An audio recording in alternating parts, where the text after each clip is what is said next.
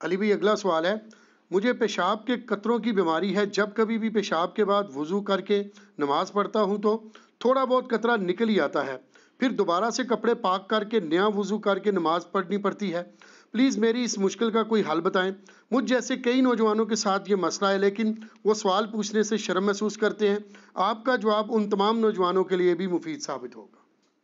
دیکھیں جی، میں نے اس کے اوپر آلریڈی 2012 کے اندر ایک ڈیٹیلڈ ویڈیو ریکارڈ کروائی تھی، مسئلہ نمبر 42، وضو، غسل، استنجا اور تیمم، اس قسم کے مسائل کے اوپر۔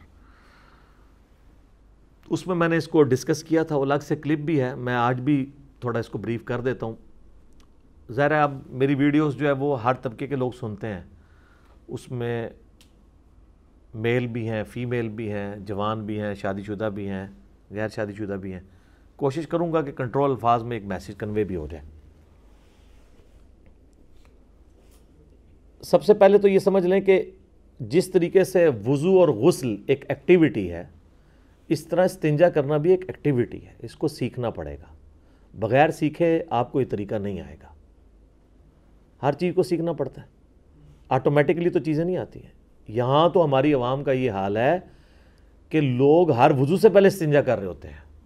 مجھے تو کتنا عرصہ یہ بات سمجھ ہی نہیں آئی ہے کہ لوگ نماز کے لیے آتے ہیں تو باتھ روم میں انٹر ہوتے ہیں اور ساتھ ہی باہر نکل آتے ہیں۔ میں کہتا ہوں یار اتنی دیر میں تو انسان پیشاب نہیں کر سکتا، اور استنجا جو سنت کے مطابق کرنا ہے وہ تو بڑا ٹائم لگتا ہے، یہ جاتے کیا کرنا ہے؟ وہ تو مجھے بہت عرصے کے بعد پتہ چلا کہ لوگوں میں یہ عقیدہ ہے کہ اگر کسی کا وضو جو ہے ہوا خارج ہونے سے بھی ٹوٹا ہے نا تو اس کو اب استنجا کرنا پڑے گا۔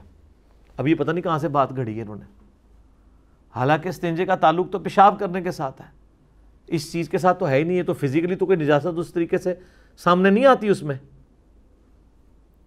اچھا، جو لوگ بیچارے کر بھی رہے ہیں اور وہ بھی اس طریقے سے کر رہے ہیں کہ ان کو اس تکلیف سے گزرنا پڑتا ہے، کیونکہ انہیں صحیح طریقہ نہیں آتا ہوتا۔ بخاری اور مسلم دونوں میں حدیث ہے، نبی صلی اللہ علیہ وآلہ وسلم نے فرمایا، جب بھی کوئی شخص تم میں سے قضائے حاجت کے لیے جائے تو نہ کعبے کی طرف منہ کرے اور نہ پیٹھ۔ گھروں میں پہلے یہ اہتمام ہونا چاہیے کہ ایگزیکٹ قبلہ رخ، نہ منہ ہو نہ پیٹھ ہو رہا ہو، اینگل بلکہ 90 ڈگری کا اینگل رکھے۔ میں تو جب کبھی بھی یعنی کنسٹرکشن میں انوالو ہوں اپنے گھر کے سلسلے میں تو بالکل اس طریقے سے، اگر قبلہ اس طرف ہے سیٹ ایسے لگوائی۔ پھر بخاری اور مسلم دونوں میں حدیث موجود ہے، نبی صلی اللہ علیہ وآلہ وسلم نے فرمایا کہ کوئی شخص بھی اپنے دائیں ہاتھ سے استنجا نہ کرے، بائیں ہاتھ سے کرے۔ پھر صحیح مسلم میں حدیث ہے، ایک شخص یہودیوں میں سے آ کے حضرت سلمان فارسی کو تنزیہ طور پہ کہتا ہے کہ تمہارے صاحب تو تمہیں قضائے حاجت کا طریقہ بھی بتاتے ہیں۔ وہ کہتے ہیں ہاں، ہمارے لیے فخر کی بات ہے، ہمارے نبی نے ہمیں یہ بھی بتایا ہے کہ ہم نے پیشاب کس طرح کرنا ہے۔ پھر انہوں نے کہا سنو، ان گل کی تھی تو سن کے جا، نبی الاسلام نے ہمیں دائیں ہاتھ سے استنجا کرنے سے منع فرمایا ہے، نبی الاسلام نے ہمیں حکم دیا کہ ہم اپنے بائیں ہاتھ سے استنجا کریں۔ ظاہر ہے یہ اسی کے لیے جس کا بایاں ہاتھ کام کرتا ہے اس کے لیے، اگر کوئی بیچارہ کوئی شرعی عذر ہے وہ ایک الگ چیز ہے۔ اور نبی صلی اللہ علیہ وآلہ وسلم نے ہمیں قبلہ رخ بیٹھنے سے منع فرمایا ہے، اور نبی صلی اللہ علیہ وآلہ وسلم نے ہمیں 3 سے کم ڈھیلوں سے استنجا کرنے سے منع کیا ہے۔ ظاہر ہے جب بڑا پیشاب کریں گے تو کم از کم 3 ڈھیلے استعمال کرنے ہیں، بلکہ بخاری و مسلم میں ایک حدیث ہے کہ 3 سے زیادہ بھی کرنا ہے تو طاق کرو، 5 یا 7، یعنی یہ افضل ہے، لیکن 3 سے کم نہیں۔ پھر حضرت سلمان فارسی کے الفاظ ہیں مسلم شریف کی اس حدیث میں کہ نبی علیہ السلام نے ہمیں ہڈی اور گوبر سے استنجا کرنے سے منع فرمایا، کیونکہ وہ ترمذی ابو داؤد ابن ماجہ میں آتا ہے نا کہ جنوں نے آ کے ریکویسٹ کی تھی کہ اللہ نے ہماری غذا اس کے اندر رکھی ہے تو آپ اپنی امت کو منع کر دیں کہ ہمیں یہ اس سے استنجا نہ کریں۔ یہ کئی لوگوں کو آپ دیکھتے ہیں نا ایسی جگہوں پہ پیشاب کرنے سے کچھ جنات وغیرہ کا اسیب کا بھی اثر ہو جاتا ہے، اس کی وجوہات بھی یہی ہوتی ہیں۔ ایسی جگہوں پہ نہیں کرنا چاہیے، بلکہ دعا پڑھ لینی چاہیے اگر آپ کسی آکورڈ جگہ پہ جا رہے ہیں۔ ویسے تو ہر جگہ بھی جاتے وقت بخاری مسلم دونوں میں نبی الاسلام نے دعا تعلیم کی ہے، اللہم انی اعوذ بک من الخبث والخبائث، اے اللہ میں تیری پناہ میں آتا ہوں شریر جنوں اور جنیوں کے اگینسٹ۔ یہ دعا ہے بیت الخلاء میں جاتے وقت۔ اور ابو داؤد میں آتا ہے کہ باہر نکلتے وقت آپ نے پڑھنا ہے غفرانک، اے اللہ میں تیری مغفرت کا طلبگار ہوں. اس میں سر قیامت مضمر ہے. پیشاب کے آتے وقت جو تکلیف ہوتی ہے، اگر یہ پیشاب باہر نہ نکلے تو آپ کو پتہ ہے کس طرح ڈیلیسس کروانے پڑتے ہیں. تو کسی شخص کا پیشاب عزت کے ساتھ نکل جائے اور وہ تکلیف سے آزادی حاصل کر لے تو باہر نکل کے اسے یہی کہنا چاہیے اے اللہ میں تجھ سے مغفرت کا طلبگار ہوں. یعنی جس طرح مجھے اس چھوٹے سے عذاب سے جان میری چھڑائی ہے نا، آخرت کے عذاب سے بھی بچا لے. بیچ میں تھیم یہ ہے. ایک اور دعا بھی آئی ہے ابو داؤد کے اندر، لیکن وہ روایت کمزور ہے. اللہم اذھب عنی، وہ والی دعا جو ہے وہ کمزور ہے. یہ مضبوط ہے غفرانک، لفظ ہے غفرانک کا، لیکن لفظ آپ اس کو وقف کریں غفرانک، کاف کش والا ہے جو باریک پڑھا جاتا ہے. تو یہ آپ نے باہر نکلتے وقت دعا کرنی ہے. ڈھیلے آپ نے 3 یا 3 سے زیادہ، یہ اس صورت میں جب آپ مٹی کے ساتھ کر رہے ہیں. ویسے افضل استنجا یہی ہے کہ آپ پانی سے کریں، مٹی کے بعد پانی سے بھی دھوئیں. نبی علیہ السلام نے اس چیز کو پسند فرمایا.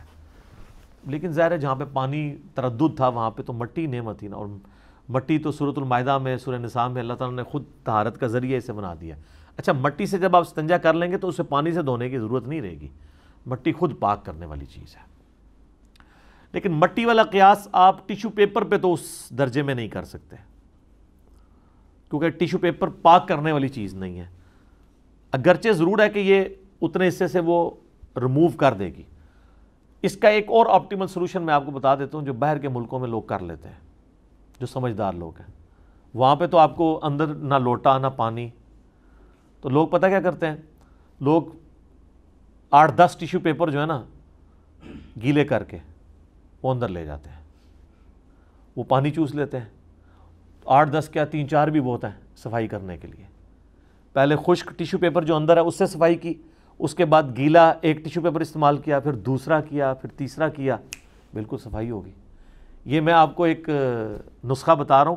ایئرپورٹس کے اوپر بھی جہاں پہ ٹوائلٹس کے اندر پانی موجود نہیں ہوتا، یہ میں 2004 کے اندر چائنا گیا ایک آفیشیل کام کے سلسلے میں، تو وہاں پہ ہمیں یہی پرابلم تھی. تو ہم نے پھر خیر چونکہ وہاں پہ کئی دفعہ ہمارے سینئرز بھی جا چکے تھے تو ہمیں پتہ تھا. ہم تو ٹوائلٹ میں جب جاتے تھے تو وہ جو پینے والی پانی کی بوتل ہے نا، تو وہ ایک بار آپ نے لے لی منرل واٹر کی، اس کے بعد آپ کے پاس تھے تو باہر سے بھر کے اندر لے جاتے تھے.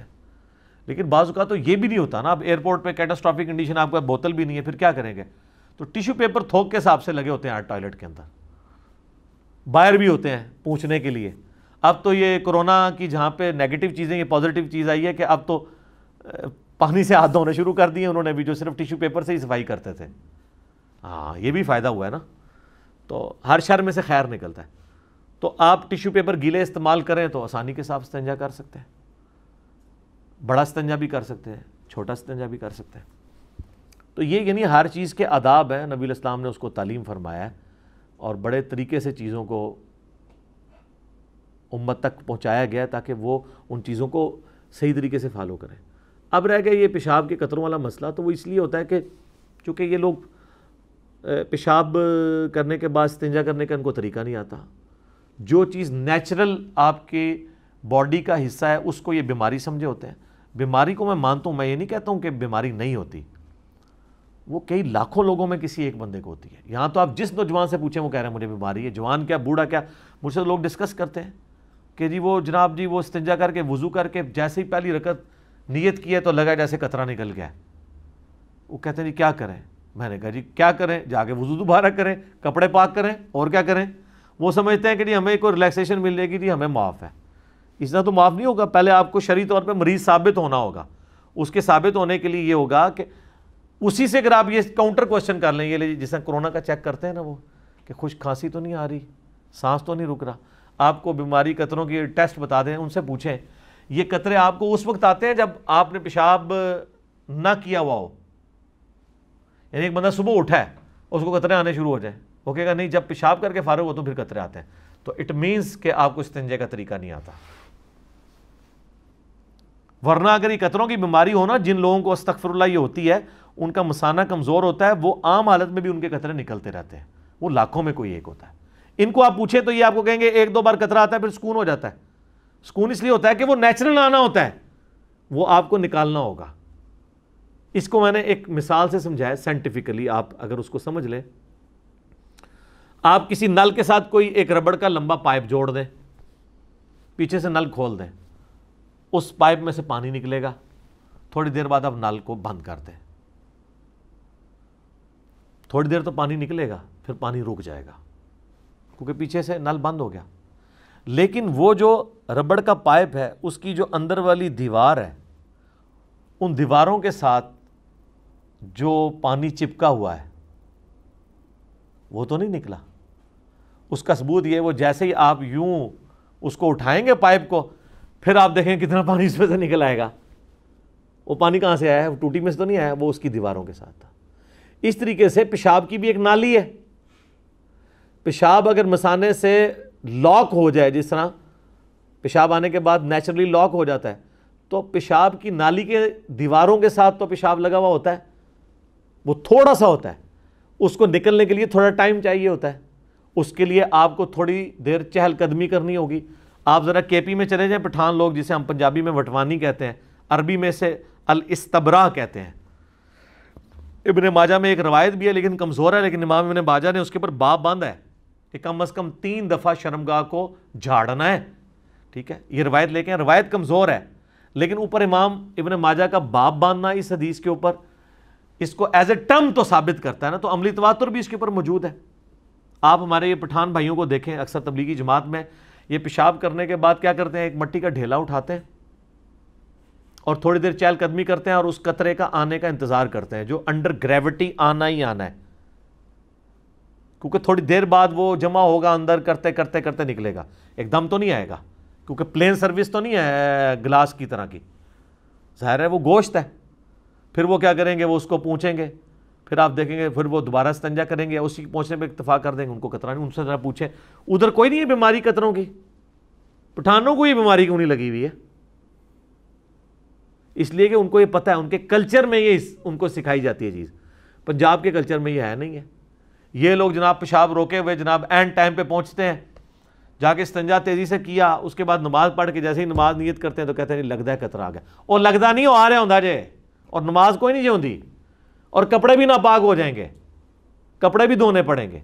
اس کا بڑا آسان سا طریقہ ہے کہ ویل بیفور ٹائم آپ اپنے آپ کو تیار کریں نماز کے لیے، یعنی اگر زہر کی نماز 1:30 بجے ہے تو آپ 1 بجے پیشاب کر لیں، اس کے بعد 5 یا 7 منٹ بعد ہی قطرہ آئے گا نا۔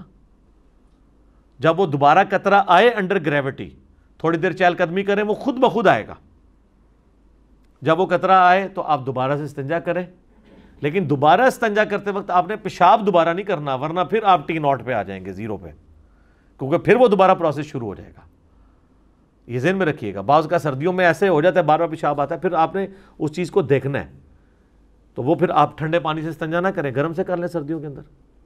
اور پھر جب آپ اس طریقے سے انڈر گریوٹی جب وہ قطرہ آ رہا ہوگا نا، یا اگر وہ تھوڑی دیر بعد آتا ہے تو آپ تھوڑی دیر چہل قدمی کرنے کے بعد دوبارہ واش روم میں جائیں اور اپنے آپ شرمگاہ کو اس طریقے سے سونت لیں کہ اس کو آپ جس طریقے سے، یعنی آپ گائے کا دودھ دھویا جاتا ہے اس طریقے سے آپ شرمگاہ کو سونتے تو وہ قطرہ باہر نکل جائے گا، لیکن وہ فوراً نہیں، تھوڑی دیر بعد، 5-7 منٹ بعد، پھر آپ کو سکون ہو جائے گا۔ میں کتنے لوگوں کو، نوجوانوں کو بتایا، ان کے مسئلے حل ہو گئے، ان کو دوبارہ قطرہ نہیں آتا۔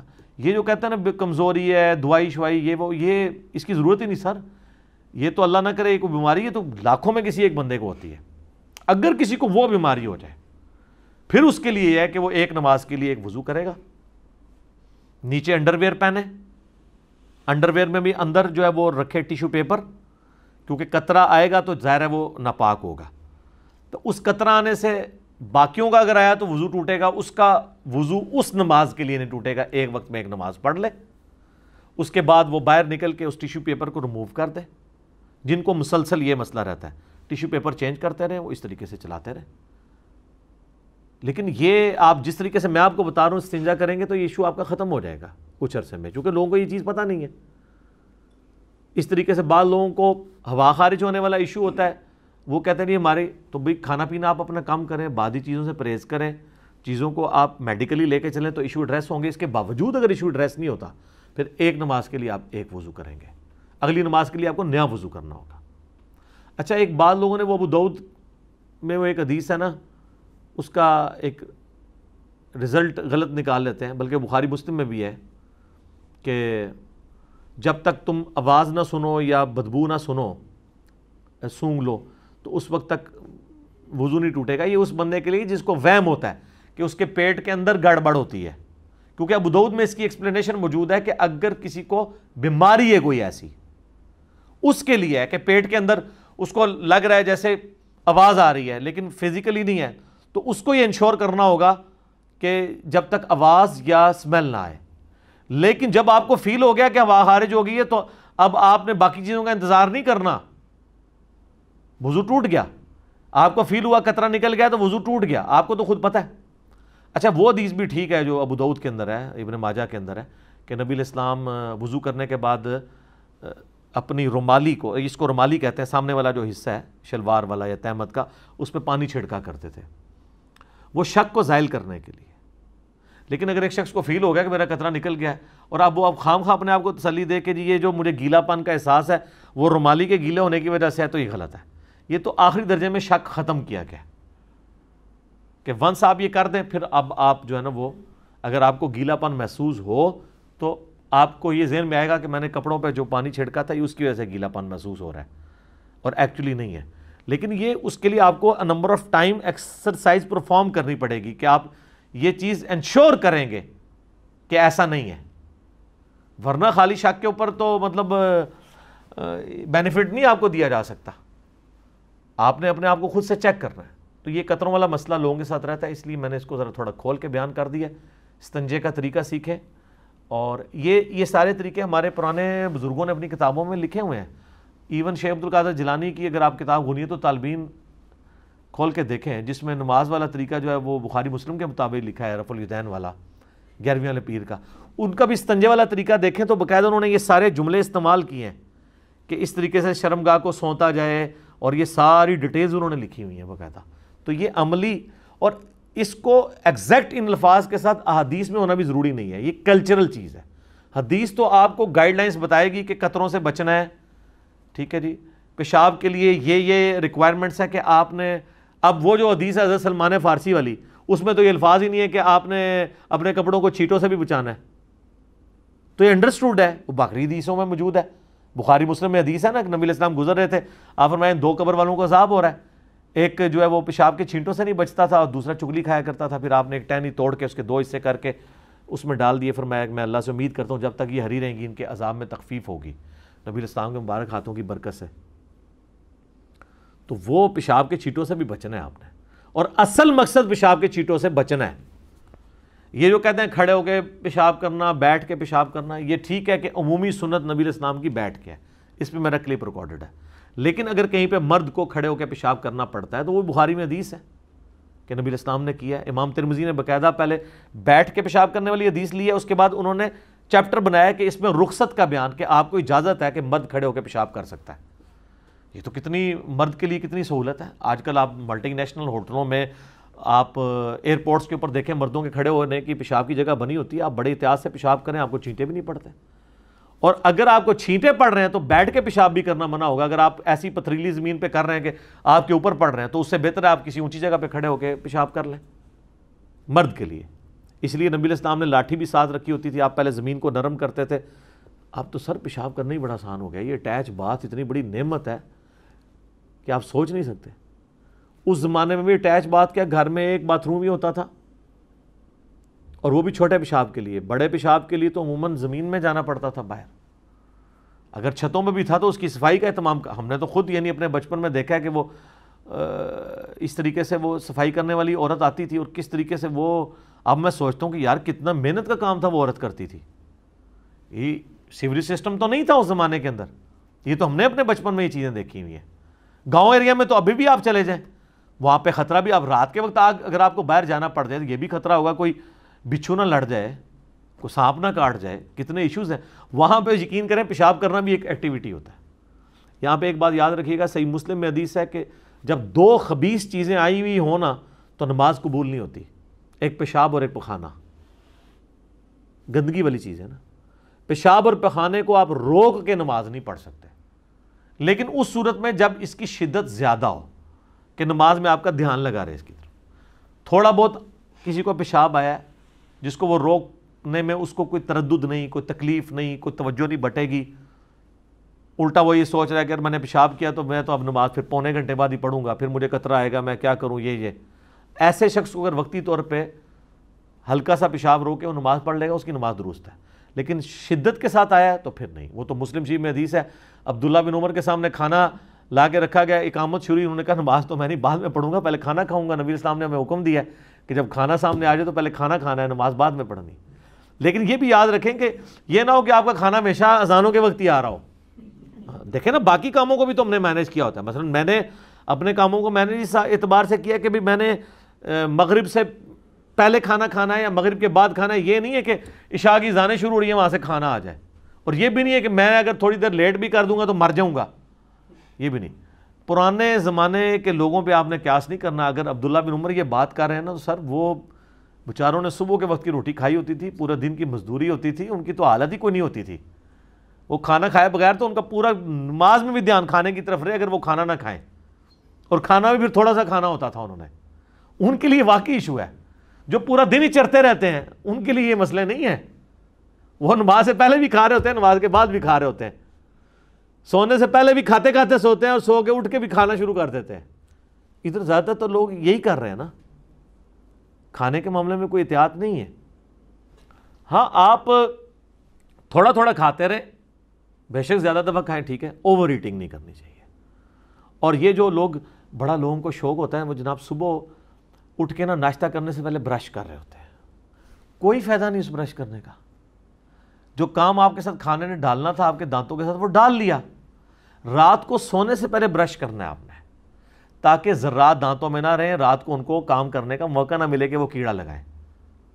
صبح ناشتہ کرنے سے پہلے تو جسٹ کلی کر لیں, کافی ہے, ہاتھ دھو لیں, اور ناشتہ کرنے کے بعد برش کریں, تاکہ دوپہر کے کھانے تک جو 8-10 یا 5-6 گھنٹے ہیں, تو 8-10 تو میرے جیسے لوگوں کے لیے جنہوں نے شام کو کھانا ہے, لیکن جنہوں نے دوپہر کو بھی کھانا ہے ان کے لیے 5-6 گھنٹے ہیں.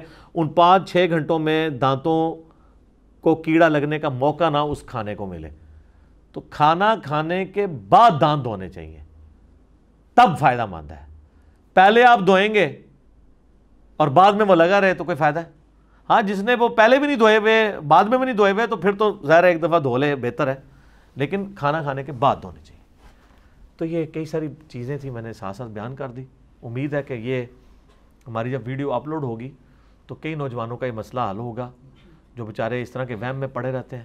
کئی لوگ ہیں بیچارے وہ 3-3 بالٹیاں ضائع کر دیتے ہیں, ان کا وضو ختم نہیں ہوتا, وہم ہی ختم نہیں ہوتا. یہ سب شیطان کی طرف سے ہوتا ہے. اس طرح کا وہم نہ کیا کریں. یہ وہم کوئی تقوی میں نہیں لائی کرتا ہے, یہ اللہ کی نافرمانی میں, شیطان کی پیروی میں. اور اس کو آپ اگنور کریں. ایک دفعہ آپ کسی عالم دین کو اپنا وضو فزیکلی دکھا لیں, جس کو خود بھی وضو کا طریقہ آتا ہو, اور آپ اس کے سامنے بالکل نارمل وضو کریں جس طرح کیا جاتا ہے, اور وہ آپ کو کہتا ہے آپ کا وضو ٹھیک ہے, تو اب بعد میں شیطان کے ہتھے نہ چڑھیں. کچھ عرصہ آپ اس کو اگنور کریں گے, خود بخود وسوسے آنا بند ہو جائیں گے. کئی لوگ ہیں وہ نماز شروع کرتے ہیں, پہلی تکبیر ہی 10 دفعہ کہتے ہیں اللہ اکبر, پھر وہ نماز توڑ دیتے ہیں, پھر دوبارہ نیت کرتے ہیں. ٹھیک ہے, اسی وہم میں پڑے رہتے ہیں. وہ کہتے ہیں پہلی تکبیر تو فرض ہے, پوری مسجد ان کی تکبیر سن رہی ہوتی ہے, ان کے کانوں میں آواز نہیں جا رہی ہوتی. وہ کہتے ہیں جی پہلی تکبیر کانوں کو سنانا ضروری ہے, وہی نہیں سن رہے ہوتے, باقی سارے سن رہے ہوتے ہیں. میں نے خود یعنی اپنے ساتھ یونیورسٹی میں ایسے اسٹوڈنٹس دیکھے ہیں.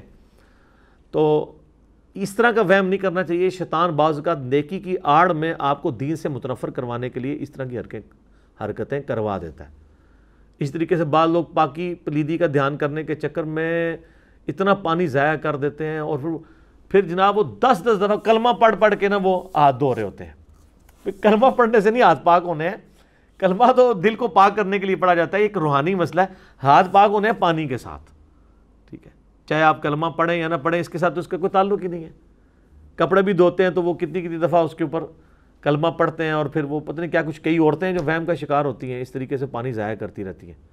تو یہ ساری چیزوں کو پیرلل میں دیکھ کے چلنا چاہیے, فضول خرچی نہیں کرنی چاہیے. بقیہ کے سوالات انشاءاللہ پھر اگلی دفعہ ہم ڈسکس کریں گے. جی بتائیں.